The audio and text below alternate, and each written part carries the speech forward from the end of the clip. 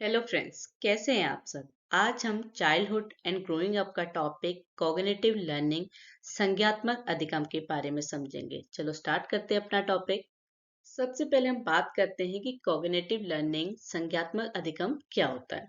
देखो, आसान भाषा में कहें तो संज्ञात्मक अधिगम क्या होता है कि ये समझने की वह प्रक्रिया है जिसमें कोई भी व्यक्ति किस तरीके से थिंक कर रहा है, लर्न कर रहा है या रिमेम्बर कर रहा है। किस तरीके से कोई भी व्यक्ति सोचता है, सीखता है या याद रखता है, उसी प्रोसेस को हम क्या कहते हैं, कॉग्निटिव लर्निंग। जो हमारी कॉग्निटिव लर्निंग है, संज्ञात्मक अधिगम है, ये किस बात पे फोकस करता है कि हम जिस जो फैक्ट हैं, तथ्य हैं, उनको सिर्फ मेमोराइज ना करें, याद ना रखें, बल्कि हम क्या करें, डीप अंडरस्टैंडिंग को डेवलप करें। इस बात पे ध्यान दिया जाए कि हम सिर्फ याद रखें ना, किसी भी फैक्ट को, जो हमारे मेमोराइजिंग फैक्ट है उनको सिर्फ याद ना रखें। उसके अलावा हमें क्या करना है कि एक डीप अंडरस्टैंडिंग, एक गहरी समझ को डेवलप करना है, विकसित करना है। अगर बीएड स्टूडेंट की बात करें, आपका एक टॉपिक है कॉग्निटिव लर्निंग, तो बीएड स्टूडेंट के लिए कॉग्निटिव लर्निंग इंपॉर्टेंट क्यों होती है? क्योंकि इसमें क्या होता है कि किसी भी चीज को समझकर, क्योंकि कॉग्निटिव लर्निंग में क्या है कि आप किसी भी चीज को जब समझते हैं, उसको पढ़ाने के लिए जो भी टूल्स और स्ट्रेटेजी है, उससे क्या होंगे, आप इक्विप होंगे, आप लेस होंगे, आप अच्छे से, जो भी आपके फ्यूचर स्टूडेंट हैं उनमें जो इंफॉर्मेशन की प्रोसेस है और जो प्रॉब्लम सॉल्विंग जो एबिलिटी है, उसको आप डेवलप कर सकते हैं उसे। या आप कह सकते हैं कि इन स्ट्रेटेजी, इन टूल्स से क्या है, आप बहुत इफेक्टिवली टीचिंग कर सकते हैं। अगर आपके अंदर क्या है, एक अच्छी कॉग्निटिव लर्निंग है, आप अच्छे तरीके से सोच रहे हैं, आप अच्छी तरीके से सीख रहे हैं, आप अच्छी तरीके से बातें याद कर रहे हैं। क्योंकि हमारी कॉग्निटिव लर्निंग की प्रोसेस क्या होती है, जब किसी भी व्यक्ति में सोचने, सीखने और याद रखने की प्रोसेस को ही हम क्या कहते हैं, कॉग्निटिव लर्निंग कहते हैं। जब वो इस चीज को समझ जाए, अंडरस्टैंड कर ले, तो वही प्रोसेस क्या होती है, कॉग्निटिव लर्निंग होती है। देखो, जो कॉग्निटिव लर्निंग है, अगर हम कहें कि जो कॉग्निटिव लर्निंग है, एक मेंटल प्रोसेस है। क्योंकि इसमें क्या होता है कि जो नॉलेज है, जो ज्ञान है और जो अंडरस्टैंडिंग है, समझ है, उसको एक्वायर किया जा रहा है। तो इसमें क्या, तो हमारी कॉग्निटिव लर्निंग क्या होती है, एक मेंटल प्रोसेस है जिसमें क्या इन्वॉल्व होता है, नॉलेज एंड अंडरस्टैंडिंग। जो हमारी कॉग्निटिव लर्निंग है, इसमें कौन कौन सी प्रोसेसेस इंक्लूडेड रहती हैं, कौन कौन सी, thinking, remembering, problem solving, analysing and making connection between ideas. क्या है इस हमारी कॉग्निटिव लर्निंग की प्रक्रिया में? एक तो सोचना, याद रखना, समस्या समाधान, विश्लेषण करना और विचारों के बीच संबंध बनाना शामिल होता है। यह केवल जानकारी को मेमोराइज करने के लिए, किसी भी इंफॉर्मेशन को मेमोराइज करने के बजाय, कि ये जो चीज हुई है वो क्यों और कैसे हुई है, इस चीज पे जोर देता है। कि क्या है, आप इस बात पे जोर दे रहे हैं कि कोई भी चीज हो रही है, ठीक है, किसी भी सब्जेक्ट में कुछ भी हो रहा है, जो भी पढ़ाया जा रहा है वो क्यों और कैसे हो रहा है। अगर इस बात पे जोर दिया जाएगा, इस चीज में कि क्यों और कैसे, वाई एंड हाउ पे अगर जोर दिया जाएगा, तो उससे क्या होगी, अंडरस्टैंडिंग बेहतर होगी। सिंपली आप क्या है कि बच्चों को कह रहे हैं कि वो इंफॉर्मेशन को मेमोराइज करें, उससे बेहतर है कि बच्चे क्या है, वाई और हाउ पे अपनी जो लर्निंग है उसको डेवलप करें। फॉर एग्जाम्पल, अगर आप क्या है कि जो भी हिस्टोरिकल डेटा है, बच्चों से कह रहे हैं कि उस हिस्टोरिकल डेट्स को क्या कर लें, वो मेमोराइज कर लें। इसके बजाय अगर क्या हो कि जो भी हिस्टोरिकल इवेंट हुए वो क्यों हुए हैं और उनका जो वर्ड है दुनिया में क्या इम्पैक्ट पड़ रहा है, तो इससे क्या होगा कि जो टीचर है कॉग्निटिव लर्निंग को यूज करके की हेल्प से बच्चों में एक बेहतर लर्निंग डेवलप करेगा। क्योंकि वो उसे समझाएगा कि ये हिस्टोरिकल इवेंट क्यों हुआ है, तो उसको इजीली वो समझ में आ जाएगा, उसमें अंडरस्टैंड हो जाएगा कि ये इवेंट हुआ और इसका क्या इम्पैक्ट पड़ा, तो उसको वो चीज मेमोराइज करने की जरूरत नहीं पड़ेगी। तो कॉग्निटिव लर्निंग इसी बात पे जोर देती है कि याद करने के बजाय क्या है कि वो उस चीज को अंडरस्टैंड करे, वो उसके बारे में थिंक करे, लर्न करे। यही है कॉग्निटिव लर्निंग, जो क्या है, एक मेंटल प्रोसेस है। अगर की फीचर्स की बात करें कि कॉग्निटिव लर्निंग के क्या क्या की फीचर्स होते हैं, अब उन पे बात करते हैं। पहला जो की फीचर्स है वो क्या है, एक्टिवली इंगेजमेंट। क्योंकि कोई भी चीज सीखने के लिए क्या है, एक्टिव इंगेजमेंट होना जरूरी है। तो कॉग्निटिव लर्निंग में क्या होता है कि जो स्टूडेंट है उसको इनकरेज किया जाता है कि वो एक्टिवली पार्टिसिपेट करे लर्निंग में। किसके थ्रू, डिस्कशन के थ्रू, क्वेश्चनिंग के थ्रू, प्रॉब्लम सॉल्विंग के थ्रू, ना कि सिर्फ पैसिवली। मतलब क्या है कि टीचर आगे से उसको बोल रहा है और वो उसको सिर्फ सुन रहा है, वो इंफॉर्मेशन को सिर्फ रिसीव कर रहा है, ऐसा ना करे।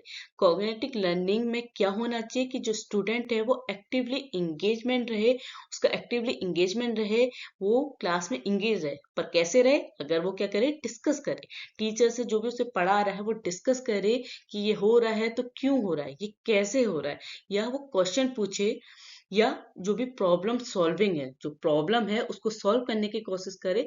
तो इससे क्या है, उसमें कॉग्निटिव लर्निंग डेवलप होगी। तो पहला है एक्टिवली एंगेजमेंट। सेकेंड की फीचर्स है बिल्डिंग कनेक्शन। देखो, बिल्डिंग कनेक्शन मीन्स कि आप क्या है, संबंध बना रहे हैं, बातों को जोड़ रहे हैं। तो कॉग्निटिव लर्निंग में क्या होता है कि कोई भी जो न्यू नॉलेज बच्चों को मिल रही है, तो कॉग्निटिव लर्निंग होगी बच्चे में, तो उससे बच्चे को क्या हेल्प मिलेगी कि जो भी उसको न्यू नॉलेज मिल रही है, जो नया ज्ञान मिल रहा है, उससे वो जो पहले से जानता है उससे क्या करेगा, उन दोनों को लिंक करेगा, जोड़ने की कोशिश करेगा, अगर उसमें कॉग्निटिव लर्निंग हो रही है। तो इससे क्या होगा, उसके लिए उस फैक्ट को या उस नॉलेज को बहुत ही अच्छे से अंडरस्टैंड और रिमेम्बर करना इजी हो जाएगा। वो बहुत आसानी से उस चीज को समझ जाएगा, याद कर लेगा, अगर क्या है कि उसमें कॉग्निटिव लर्निंग होगी। तो इसकी हेल्प से क्या होता है कि आप कनेक्शन बिल्ड कर सकते हैं। कैसे, जो भी आप नई नॉलेज मिल रही है और जो आपके पास पुरानी नॉलेज है, उनको आप लिंक करके, कनेक्ट करके आप क्या कर सकते हो, उस चीज को इजीली याद कर सकते हैं, इजीली समझ सकते हैं। तीसरा की फीचर्स है फोकस ऑन अंडरस्टैंडिंग। देखो, हमने पढ़ लिया कि हमारे जो कॉग्निटिव लर्निंग है उसका जो मेन एम है कि बच्चे में क्या है कि डीपली अंडरस्टैंडिंग हो। बच्चे का है उसको अपना जो कंसेप्ट है उसको, जो समझ है वो बहुत ही डीप होनी चाहिए, उसको अच्छे से अपना कंसेप्ट समझ में आना चाहिए। ना कि वो सिर्फ उसको मेमोराइज करे, याद करे कि उसने उसको पढ़ा और उसको याद कर लिया। ये नहीं होना चाहिए, उसने क्या है उस चीज को समझना चाहिए। तो इससे क्या है कि बच्चा कोई भी जो डिफरेंट सिचुएशन है, उसने जो भी सीखा है वहां पे उस चीज को अप्लाई कर सकता है। क्योंकि अगर उसको कंसेप्ट क्लियर है, उसको अपना जो भी उसने पढ़ा है, जो भी फैक्ट है या कोई भी सब्जेक्ट है, अगर उसके कंसेप्ट क्लियर है, तो वो उसको कहीं पे भी अप्लाई कर सकता है। कोई भी सिचुएशन है या वो कहीं पे भी, क्योंकि हमें पता है कि हमारे जो सब्जेक्ट होते हैं एक दूसरे से कनेक्टेड होते हैं। अगर उसने उस फैक्ट को अच्छे से समझा ही नहीं, उसमें कॉग्निटिव लर्निंग ही नहीं हुई, तो वो कहीं पे भी उसको अप्लाई नहीं कर पाएगा। पर अगर उसने उसको अच्छे से समझा है, तो वो अगर उससे जैसे कहते नहीं कि आपका क्वेश्चन आया, अगर आपने उसको सिर्फ मेमोराइज करा है कि इस क्वेश्चन का आंसर यह है, तो आपका अगर क्वेश्चन में थोड़ा सा भी हेरफेर हो जाएगा, तो आप उस क्वेश्चन को कर नहीं पाएंगे। क्यों? क्योंकि आपने उस क्वेश्चन को समझने की कोशिश नहीं करी कि उसका आंसर क्या हो सकता है, आपने सिर्फ उसको मेमोराइज, याद करने की कोशिश करी। इसीलिए जो कॉग्निटिव लर्निंग का की फीचर्स है वो क्या है, फोकस ऑन अंडरस्टैंडिंग, समझ में फोकस करना है। मेन एम क्या है कि आपको अंडरस्टैंडिंग करनी है अपने कंसेप्ट की, उसको समझना है, तो वो आपको अपने आप याद हो जाएगा। तो इस तरीके से कॉग्निटिव लर्निंग आपकी अंडरस्टैंडिंग में भी हेल्प करती है। फोर्थ की फीचर्स है क्रिटिकल थिंकिंग। जो हमारी कॉग्निटिव लर्निंग है, तो उसमें कैसे कोई भी प्रॉब्लम सॉल्व या कैसे कोई भी डिसीजन लेता है, उसके लिए analysing, evaluating and synthesize information जैसे स्किल को प्रमोट करता है। तो कॉग्निटिव लर्निंग क्या कर रही है, जो हमारे स्किल्स हैं, like analysing, evaluating and synthesising information, Hindi में आप कह सकते हैं विश्लेषण, मूल्यांकन और संश्लेषण जैसे जो कौशल होते हैं, स्किल्स होते हैं, उनको प्रमोट करती है। अब समझते हैं कि कॉग्निटिव लर्निंग बीएड स्टूडेंट के लिए इम्पोर्टेंट क्यों होती है। क्योंकि हमें पता है कि जो फ्यूचर टीचर हैं वो कौन है, बीएड स्टूडेंट। क्योंकि जो आप बीएड कर रहे हैं तो आप फ्यूचर टीचर हुए, आप आगे चलकर पढ़ाने वाले बनेंगे। तो इसके लिए आपको कॉग्निटिव लर्निंग की अंडरस्टैंड होना जरूरी है। वो क्यों है? पहला है इफेक्टिव टीचिंग। देखो, हम क्या है कि अगर आप में कॉग्निटिव लर्निंग हुई है तो उससे क्या होगा कि आप जो भी लेसन डिजाइन कर रहे हैं वो जो स्टूडेंट है उसकी थिंक और लर्न वो किस तरह से सोच रहा है, किस तरह से सीख रहा है, उसको मैच करे। क्योंकि सपोज आपने इस तरीके से लेसन को डिजाइन किया है कि वो टॉपिक बड़े बच्चों का है पर आप छोटे बच्चों को, पर आपको पता होना चाहिए कि छोटे बच्चे की जो सोचने की क्षमता है, जो सीखने की क्षमता है वो कैसी है। तो उसको मैच करने आपका जो लेसन डिजाइन है वो स्टूडेंट के थिंक और लर्न को मैच करना होना चाहिए। तो कॉग्निटिव लर्निंग क्या करती है, एक इफेक्टिव टीचिंग प्रोवाइड करती है, उससे क्या है एक बेहतर टीचर बनता है। सेकंड है इम्प्रूव स्टूडेंट आउटकम। देखो, हमारी जो कॉग्निटिव लर्निंग है वो किस बात पे फोकस करती है, अंडरस्टैंडिंग में। क्योंकि हमने अभी तक जितना पढ़ा उसका मतलब ही क्या है कि आपको मेमोराइज नहीं करना है, याद नहीं करना है, उसको अंडरस्टैंड करना है। आप अगर उसको समझ गए तो आप उसको इजीली याद कर लेंगे।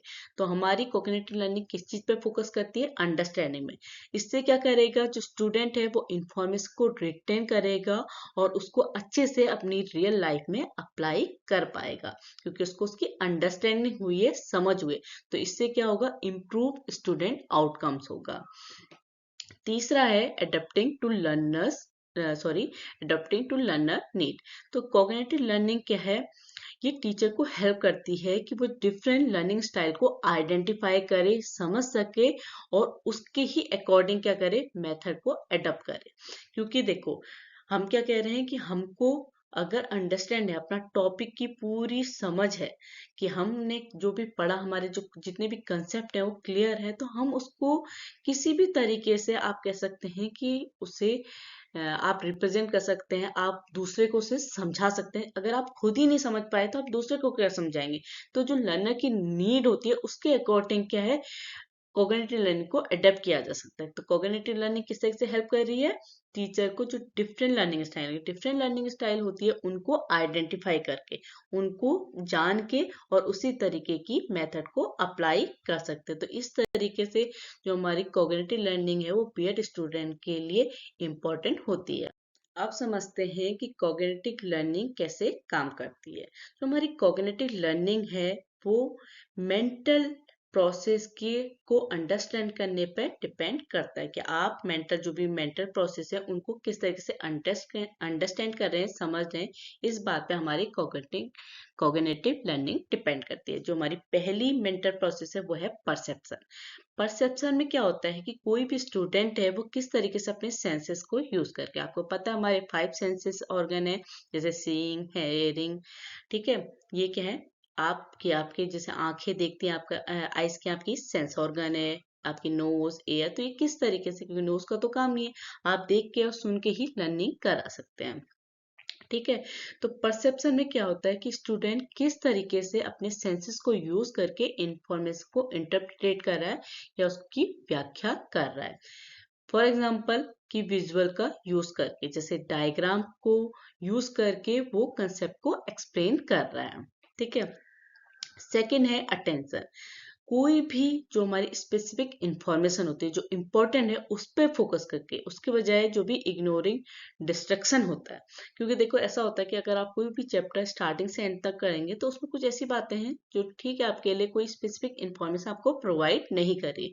तो उसको अगर हम डिस्ट्रक्शन कहें तो मतलब वो डिस्ट्रक्शन ये नहीं है कि मतलब वो आपके काम का नहीं है, पर वो आपको जो इंफॉर्मेशन आपको रिसीव करनी है उसके एवरेज में हम कह सकते हैं कि वो क्या है, डिस्ट्रक्शन। अगर हम उसको इग्नोर करते हैं और किस बात पे फोकस कर रहे हैं, स्पेसिफिक इंफॉर्मेशन पे फोकस कर रहे हैं, तो इसमें क्या है, बच्चे में अटेंशन डेवलप होगा। जैसे सपोज क्या है कि कोई भी लेसन है उसको ब्रेक कर दिया जाए, ठीक है। तो वो क्या है, स्मॉलर पार्ट्स में हो जाएगा। आप अगर पूरे का पूरा चैप्टर है, आप एक दिन में बच्चों को पढ़ा रहे हैं और कंटिन्यूअसली बोल रहे हैं, क्लास में किसी भी तरीके की कॉग्निटिव लर्निंग नहीं हो रही है, बच्चा कुछ भी समझ नहीं पा रहा है, कुछ भी सोच नहीं पा रहा है, तो वहां पे क्या होगा कि बच्चे में लर्निंग नहीं हो पाएगी। तो क्योंकि बच्चा बोर होने लगेगा, आप उसको लगातार पढ़ाएं। तो इस चीज को रोकने के लिए, हम बच्चे में अटेंशन, ध्यान केंद्रित करने के लिए, फोकस करने के लिए हमें क्या करना चाहिए कि जो हमारा लेसन है उसको स्मॉलर पार्ट्स में ब्रेक कर दें। इससे भी बच्चे में अटेंशन डेवलप होगा, वो ध्यान देगा।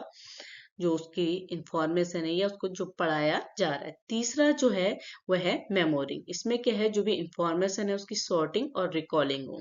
तो इसमें टीचर किस तरीके से कर सकता है, वो क्या कर सकता है, जो रिपीटेशन है कि बार बार रिपीट की जा रही है। अगर आपको टॉपिक पढ़ाया जा रहा है तो आपके, अगर मैं बार बार कॉग्निटिव टर्म यूज कर रही हूँ तो उससे क्या है कि आपको पता चलेगा कि कॉग्निटिव लर्निंग मीन्स ही क्या है, अंडरस्टैंडिंग है। तो वो क्या है, अगर रिपीटेशन अपने आप जो टीचिंग टेक्निक है उसमें रिपीटेशन यूज कर रहे हैं, माइंड मैप यूज कर रहे हैं या निमोनिक्स यूज करें। जो निमोनिक्स होता है, निमोनिक्स क्या होता है, स्मृति विज्ञान होता है। इसमें आप क्या है, अपने माइंड पे जो भी आप सोचेंगे कि आप, जैसे आपको कोई टॉपिक दे दिया जाए तो कि इससे रिलेटेड आपको जो भी बताने के लिए कहा जाए तो इसे कहते हैं स्मृति विज्ञान या निमोनिक्स। ठीक है। तो उससे क्या है कि जो बच्चे में है वो याद करने की, मेमोराइज करने की जो क्षमता है। देखिए, आप ये मत कनेक्ट करना है कि बच्चे पे, जो हमने अभी तक कहा कि मेमोराइज नहीं करना चाहिए, यहाँ पे बात हो रही है अंडरस्टैंडिंग। अगर बच्चे को अंडरस्टैंड हो गया तो अगर जैसे आपने 10 साल पहले कुछ पढ़ा, आपसे अचानक से पूछा जाएगा, आप उसका जवाब देंगे क्योंकि आपको रिकॉल करने की जरूरत पड़ेगी, आपको उसको सोचना पड़ेगा, याद करने की जरूरत। तो यहाँ पे इस सेंस में मेमोरी वर्ड किया जा रहा है कि इससे बच्चा उस चीज को याद कर पाएगा। कैसे, रिपीटेशन के थ्रू, माइंड मैप के थ्रू या निमोनिक्स के थ्रू बच्चा क्या है, इन टेक्निक को यूज करके अपने कंसेप्ट को, अपनी इंफॉर्मेशन को याद कर पाएगा। फोर्थ है हमारी problem solving and critical thinking.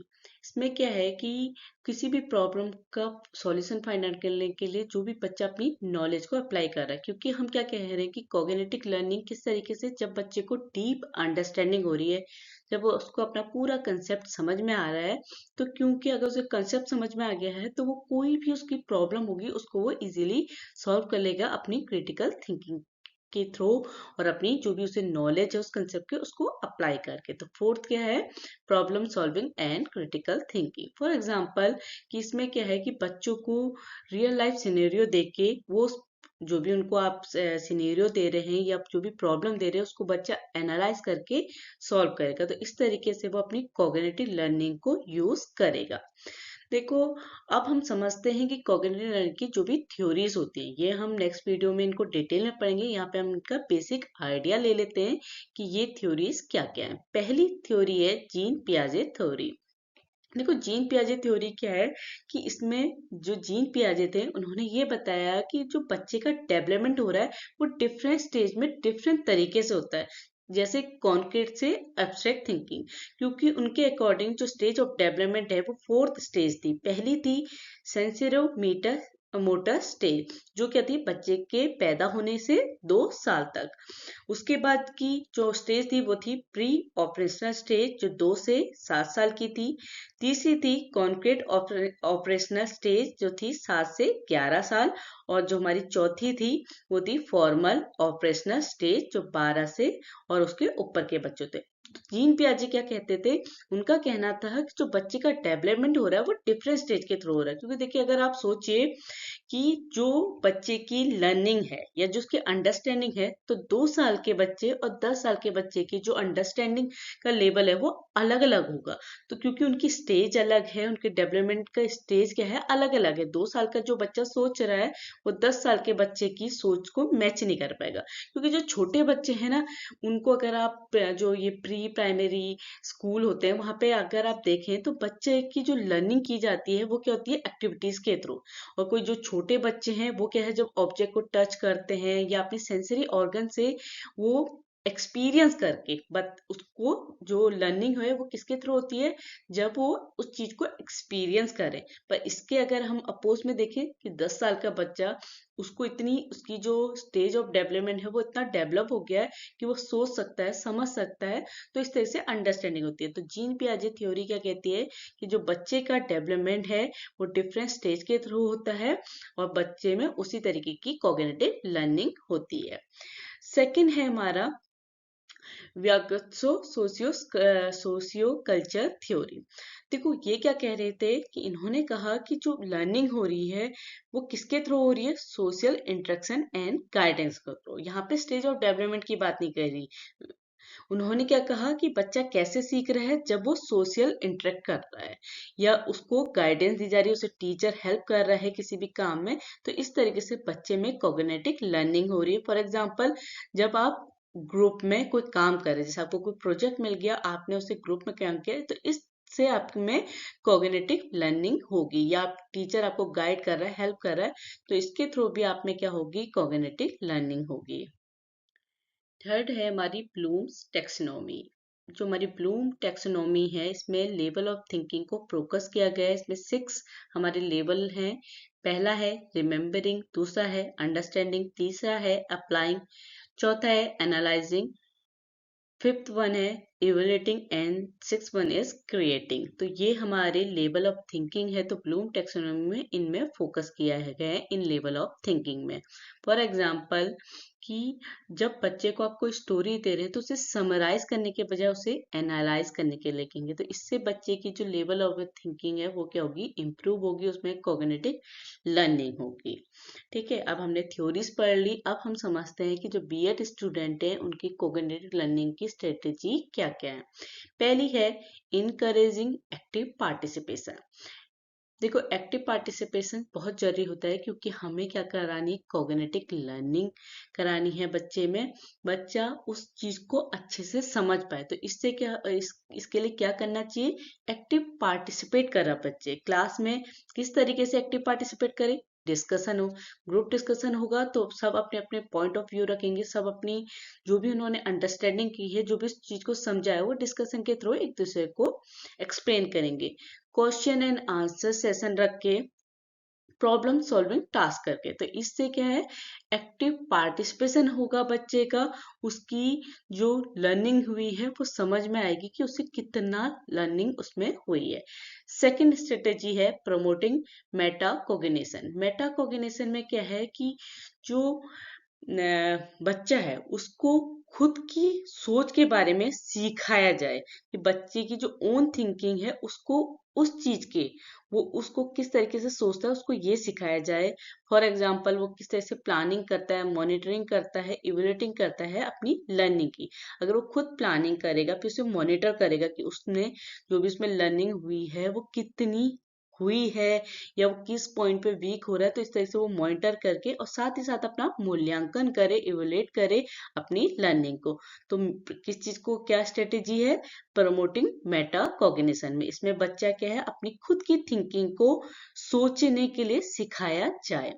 तीसरी स्ट्रेटेजी है यूजिंग स्केल फोल्डिंग।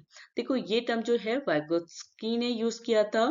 तो उन्होंने क्या कहा कि क्योंकि ये क्या थी, टेम्परेरी थी, टेम्परेरी लर्निंग थी। इसमें क्या है कि बच्चे को जब वो लर्निंग कर रहा है, कुछ सीख रहा है, तो उसको सपोर्ट प्रोवाइड किया जाए, पर ग्रेजुअली मतलब धीरे धीरे उस सपोर्ट का क्या है, कम कर दिया जाए, जब बच्चा क्या हो, इंडिपेंडेंट। क्योंकि देखो, हम अगर बच्चे ने इंडिपेंडेंस गेन कर ली, मतलब वो स्वतंत्र हो गया अपनी खुद की थिंकिंग लगाने के लिए, समझने के लिए, अगर आप उसको सपोर्ट ही करते रहे, तो एक टाइम बाद क्या होगा कि वो आप पे डिपेंडेंट हो जाएगा, वो उसकी खुद की थिंकिंग कुछ भी नहीं रहेगी। तो ये क्या है, स्ट्रेटेजी है कि आपको क्या है, स्केल फोल्डिंग यूज करनी है अपनी कॉग्निटिव लर्निंग के लिए। चौथी है हमारी इनकॉर्पोरेटिंग टेक्नोलॉजी। देखो, जो भी हमारे इंटरेक्टिव टूल्स हैं उनको यूज करके हम लर्निंग और बेहतर बना सकते हैं। जैसे एजुकेशनल एप्स होते हैं, वीडियोस होते हैं, सिमुलेशन होते हैं, उससे क्या है, बच्चे में जो लर्निंग होती है, जो अंडरस्टैंडिंग होती है, वो और बेहतर तरीके से होती है। अब ये पढ़ लिया, अब हम समझते हैं बेनिफिट्स। कॉग्निटिव लर्निंग के क्या क्या बेनिफिट्स हैं, आप कह सकते हैं क्या क्या एडवांटेज है। पहला एडवांटेज है बेटर अंडरस्टैंडिंग एंड रिटेशन। क्योंकि कॉग्निटिव लर्निंग में क्या है, बच्चे को अपना अगर कंसेप्ट समझ में आया है, तो वो उसे क्या है, बहुत डीपली ग्रैप्स करता है, ग्रहण करता है, और उसे बहुत लंबे टाइम तक याद रखता है। क्योंकि अगर आपका कंसेप्ट क्लियर है, तो आप उसे, ये जरूरी है कि आपको रिकॉल करने की जरूरत पड़ेगी, पर आप उसे एक बार रिकॉल करेंगे तो आपको वो समझ में आ जाएगा, क्योंकि आपने उसकी डीपली अंडरस्टैंडिंग की है। तो ये कॉग्निटिव लर्निंग का एडवांटेज है या बेनिफिट कहिए कि बच्चे में क्या होती है, बेटर अंडरस्टैंडिंग एंड रिटेशन होता है। सेकंड जो इसका बेनिफिट है वह है एप्लीकेशन ऑफ नॉलेज, क्योंकि अंडरस्टैंडिंग हुई है तो उसको नॉलेज होगी, ज्ञान होगा, तो कोई भी जो रियल वर्ल्ड सिचुएशन है उसमें वो अपनी लर्निंग को इजीली अप्लाई कर सकता है अपनी नॉलेज के थ्रू। तीसरा जो एडवांटेज है वह है हायर मोटिवेशन, क्योंकि देखो अगर लेसन में इंगेजमेंट है, अगर आप बच्चे को इंगेज कर पा रहे हैं उसको, ये क्योंकि ये है कि बच्चे का क्या है, बहुत जल्दी ध्यान जो पढ़ाया जा रहा है उससे हट सकता है। तो अगर आपका जो लेसन है, आपका जो आप पढ़ा रहे हैं उससे वो इंगेज रह रहा है, वो आपके साथ जुड़ा हुआ महसूस कर रहा है, एक्टिवली पार्टिसिपेट कर रहा है, तो उससे क्या है, बच्चे का इंटरेस्ट बनेगा और वो मोटिवेट रहेगा उस चीज को पढ़ने में, समझने में, अंडरस्टैंडिंग करने में। तो ये कॉग्निटिव लर्निंग का ये भी एक बेनिफिट है। फोर्थ जो बेनिफिट है वह है डेवलपमेंट ऑफ क्रिटिकल स्किल्स। जो भी हमारे क्रिटिकल स्किल्स होते हैं जैसे problem solving, creativity, critical thinking, इन्हें हमारी कॉग्निटिव लर्निंग क्या करती है, प्रमोट करती है, बढ़ाती है। तो हमारी कॉग्निटिव लर्निंग का क्या बेनिफिट है कि क्रिटिकल स्किल्स का डेवलपमेंट करती है। एग्जाम्पल इन प्रैक्टिस, अगर आप बच्चों को प्लांट्स के बारे में पढ़ा रहे हैं तो आप क्या करें, इसमें बच्चे को प्लांट के पार्ट्स को मेमोराइज करने से बेहतर आप क्या कर सकते हैं कि बच्चे को रियल प्लांट शो कर सकते हैं। सेकंड कि आप क्या कहें कि बच्चे से जो प्लांट के डिफरेंट पार्ट्स हैं उन्हें ऑब्जर्व करने के लिए कहें। ये क्या है, एक्टिव पार्टिसिपेशन, क्योंकि ये बच्चे को आपने एक प्लांट दिखाया, अब आपने बच्चे से कहा कि आप उसके पार्ट्स को देखें, तो बच्चा क्या उसमें एक्टिवली पार्टिसिपेट करेगा। तीसरा कि जो भी उसके पार्ट हैं उनकी इम्पोर्टेंस को डिस्कस करें कि ये जो पार्ट्स हैं प्लांट के ये क्यों इम्पोर्टेंट है। इससे क्या होगी, अंडरस्टैंडिंग होगी, बच्चे ने जो भी ऑब्जर्व करा है वो उसे रिलेट करेगा कि ये पार्ट है, ये लीव्स हैं तो ये खाना बना रही है, तो इससे क्या होगी, बच्चे में अंडरस्टैंडिंग होगी। चौथा, इस चीज को मतलब जो प्लांट्स है उसको एनवायरनमेंट से रिलेट करें, तो इससे क्या होगी, जो उसकी प्रायर नॉलेज थी, जो उसने पहले पढ़ा था, उससे वो उसे कनेक्शन मिलेगा, वो कनेक्ट कर पाएगा, उसमें कॉग्निटिव लर्निंग होगी, क्योंकि हमें पता है कि हमारे जो प्लांट्स हैं वो हमारे एनवायरनमेंट के लिए बहुत ज्यादा जरूरी होती है। पांचवा कि उनसे अपना खुद का प्लांट ग्रो करने के लिए कहीं, ये है रियल लाइफ एप्लीकेशन, कि बच्चा उसे अप्लाई करे, ठीक है, जो भी उसने समझा, क्योंकि जब वो प्लांट ग्रो करेगा, जब उसमें लीव्स होंगी, बर्ड्स निकलेंगे, फ्लावर निकलेंगे, तो उसे समझ में आएगा कि ये प्लांट के पार्ट्स हैं। उसे वो नहीं याद नहीं करेगा कि ये रूट्स हैं, स्टेम है, ये फ्लावर है, ये स्टेम है, ये बर्ड है। वो क्या करेगा, उसको खुद से समझेगा, उसने अगर खुद की अप्लाई किया, उसने खुद का प्लान ग्रो किया, तो उसे पार्ट्स भी समझ में आ जाएंगे, तो ये उसके लिए क्या होगी, एक ये कह सकते हैं कि लॉन्ग टर्म अंडरस्टैंडिंग होगी। आज जो पढ़ा रहे हैं उसको फ्यूचर में भी वो समझ में आएगा, क्योंकि उसमें डीप अंडरस्टैंडिंग होगी, उसमें कॉग्निटिव लर्निंग होगी। तो वीडियो अच्छा लगे तो लाइक कीजिएगा, चैनल को सब्सक्राइब जरूर कीजिएगा। Thank you.